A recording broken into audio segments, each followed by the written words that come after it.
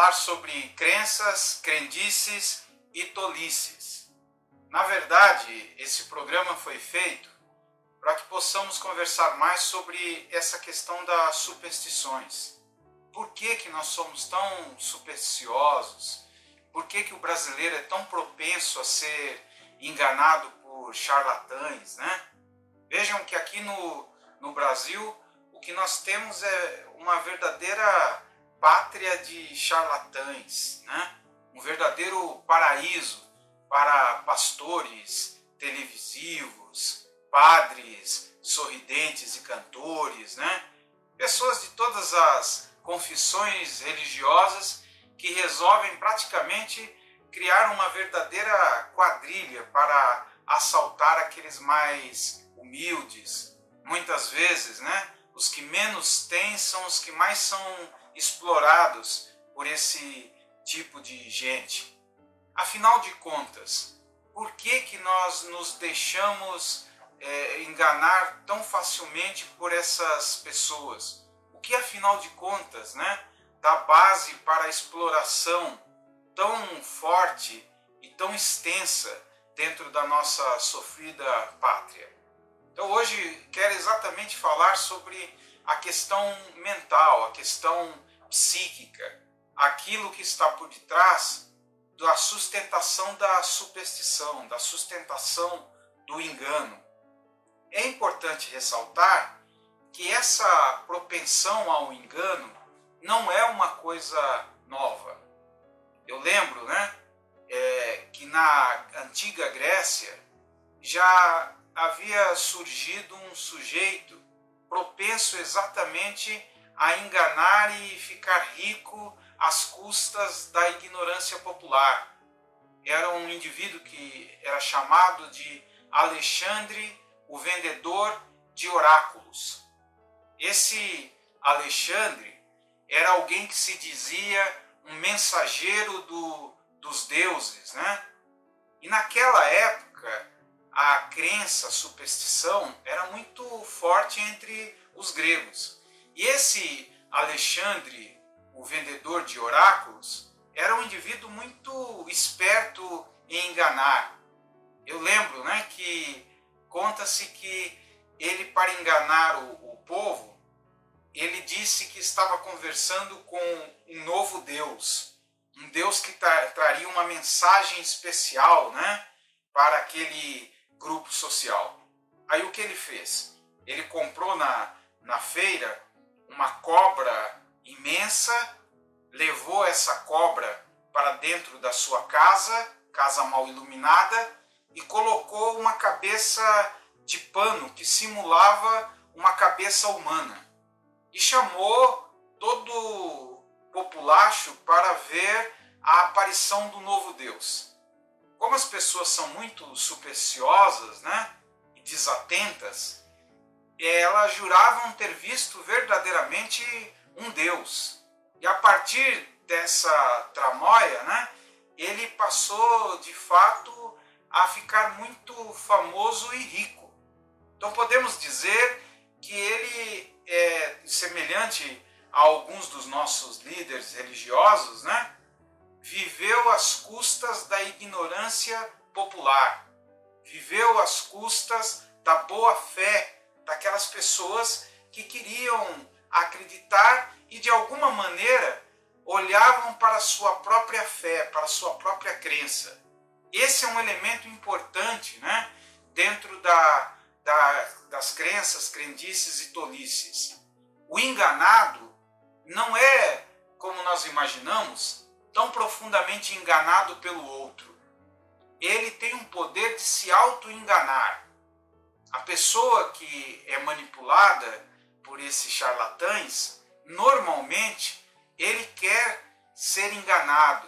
Por quê? Porque há uma produção que nós chamamos de auto-engano, há um auto-engano que faz com que a pessoa veja nas promessas do charlatão tudo aquilo que ele quer ouvir.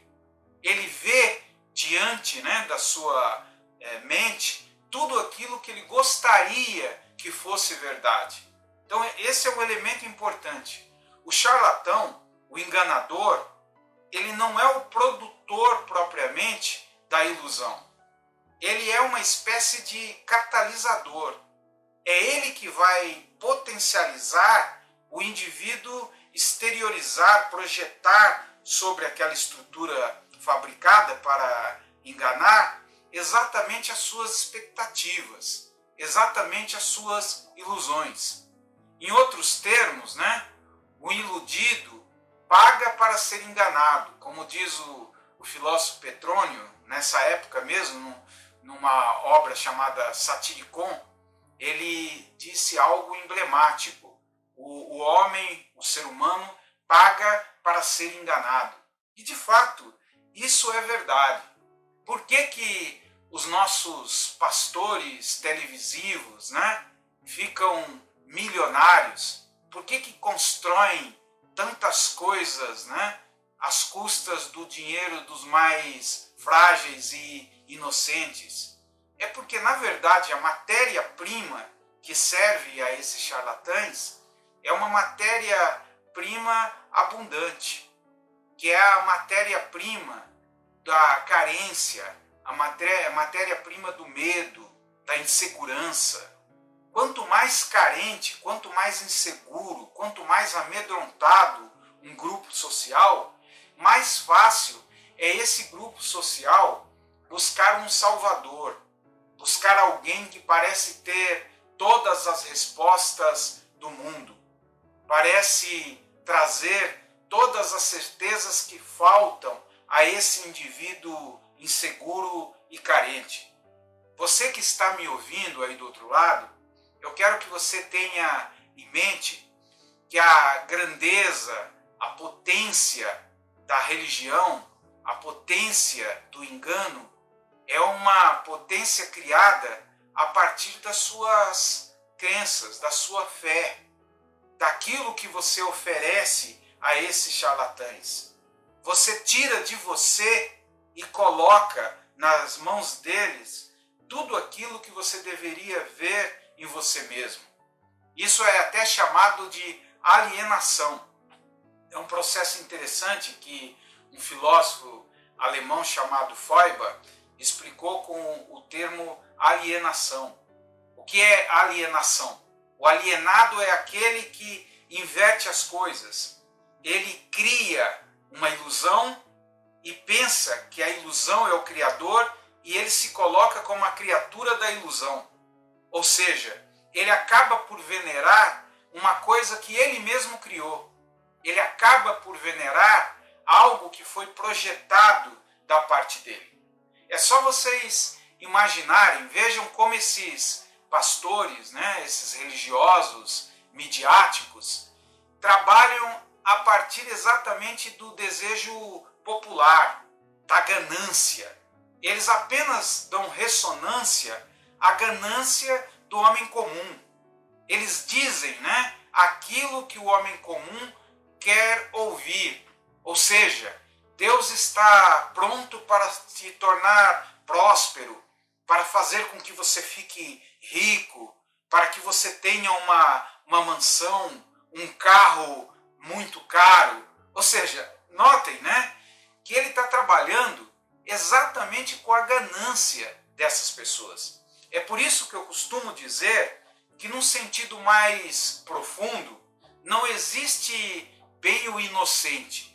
O indivíduo que está sendo explorado pelo charlatão, pelo pastor, pelo padre, não interessa o tipo de religião que o indivíduo use, na verdade ele está sendo explorado pela sua própria ganância, pelo seu próprio desejo egoísta de ser melhor do que os outros, de ser admirado a partir de posses materiais. Essa é uma questão que mudou muito no mundo religioso. Há 30, 40, 50 anos atrás, as pessoas buscavam muito a questão do pós-morte, o que aconteceria depois da morte.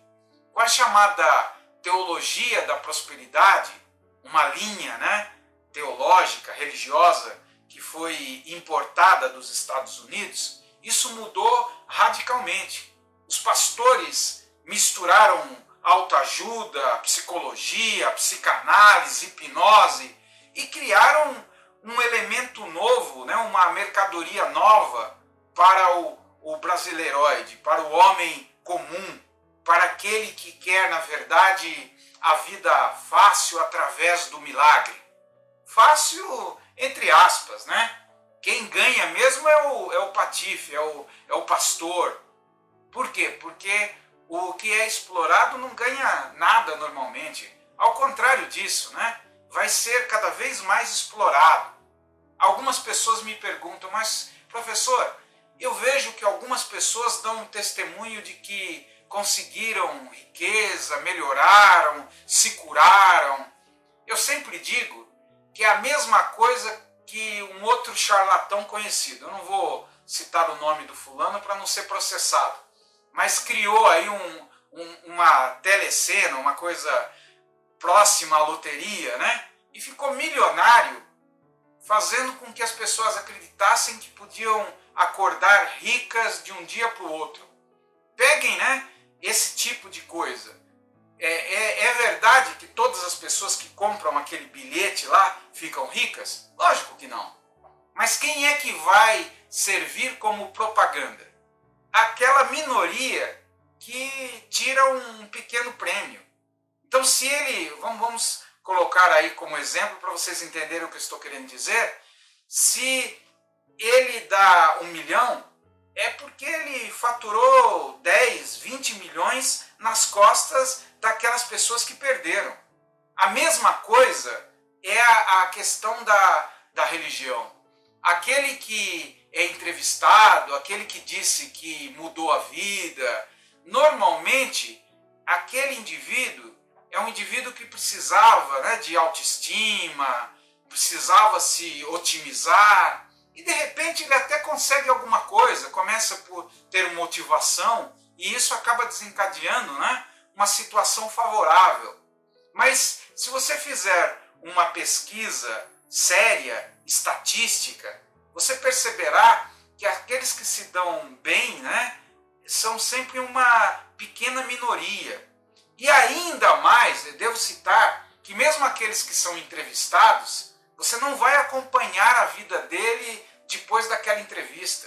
Eu conheci um que ficou bem por um certo tempo, né? Abriu uma empresa, uma pequena revenda de peças, né, de automóvel, e esse indivíduo por um certo tempo prosperou. Estava numa dessas igrejas famosas, uma igreja universal aí da vida, né? E eu lembro que esse indivíduo chegou a dar o testemunho numa dessas redes de TV que estava próspero, havia comprado um carro zero. Só que como eu o conhecia, ninguém acompanhou o declínio dele depois. Esse indivíduo estava devendo a beça. Na verdade, ele comprou um monte de coisa a prazo, estourou o crédito e hoje está praticamente vivendo de favores. Então, as pessoas congelam aquele momento do sucesso. As pessoas não vão verificar de fato o que ocorreu. É a mesma coisa de um indivíduo que disse que está curado. Infelizmente, nós não acompanhamos essas pessoas. Na verdade, curas reais não ocorrem.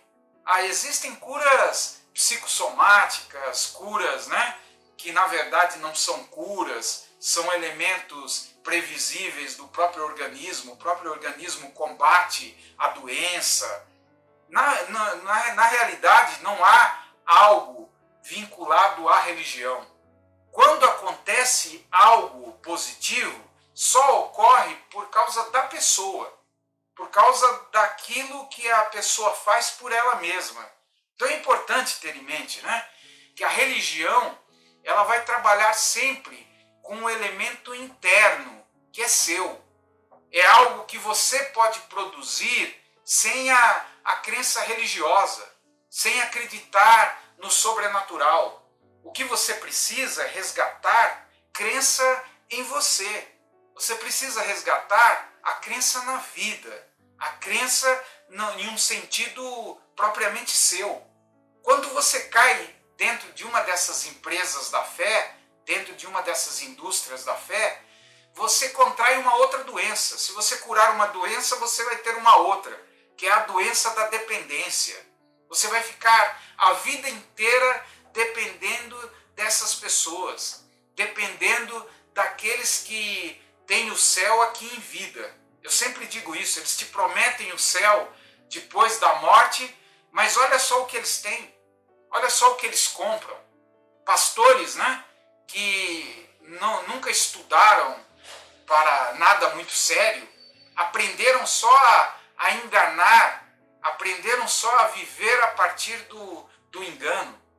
Há um pastor famoso aqui do Brasil que tem casa até em Nova York, né? Uma casa caríssima em Nova York.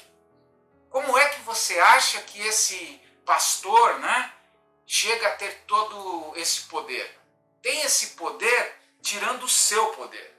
O poder dele é a sua fraqueza. Quanto mais fraco você é, mais você irá procurar o outro, mais você buscará um salvador fora de você. O que eu quero com esse programa não é polemizar, não é mexer com a fé de outrem. Veja que quem está falando aqui é um ateu, mas eu não vejo a religião como o elemento mais negativo do ser humano. Se você tem a sua religiosidade, até por uma questão, né, histórica, tradicional, aquilo ali não é uma coisa tão negativa se não for fanatismo. Eu estou falando contra o fanatismo. Eu estou falando contra o auto-engano que levará você a ser explorado, a se colocar na mão de outros como se fosse uma marionete. Você vai esperar o paraíso depois da morte e vai dar o paraíso para esses patifes aqui nessa vida. Você é que vai dar suporte, né, para que esses indivíduos continuem a enganar, continuem a explorar. As pessoas me dizem, mas professor, não é muito bom falar sobre esses temas, esses são temas polêmicos, você pode perder, né, pessoas que te ouvem. Fazer o quê? Eu não posso estar aqui mentindo, falando só aquilo que você quer ouvir. Eu quero que você entenda que para você melhorar, para você se conhecer, você vai ter que acabar com muitas de suas superstições.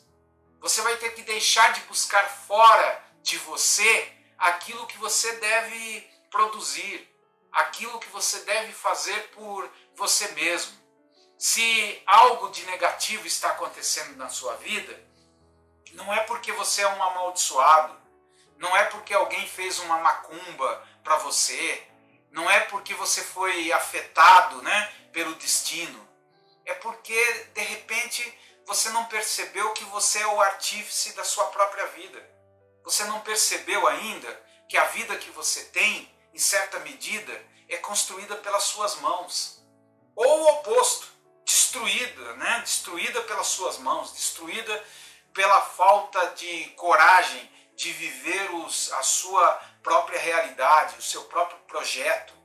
Então aceite viver o seu projeto. Não vá buscar, né, uma riqueza que não é sua. Aqui perto da Sociedade de Psicanálise nossa, que fica aqui em São Paulo, né, nós temos o Templo de Salomão. É um templo imenso, né?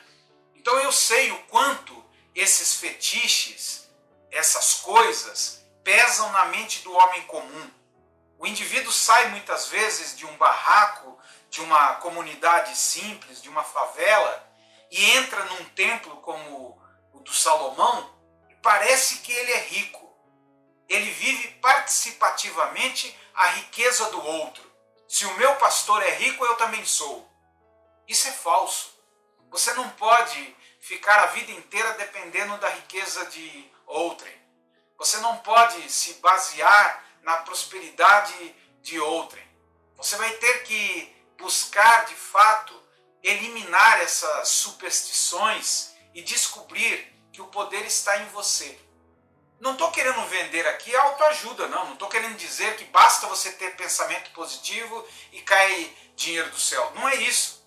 Eu estou apenas dizendo que você vai ter que aderir à racionalidade, à visão lógica da vida. À medida que você vai descobrindo que você pode produzir algo grandioso, você pode produzir o seu projeto de vida, você vai descobrir que você pode mudar o seu destino.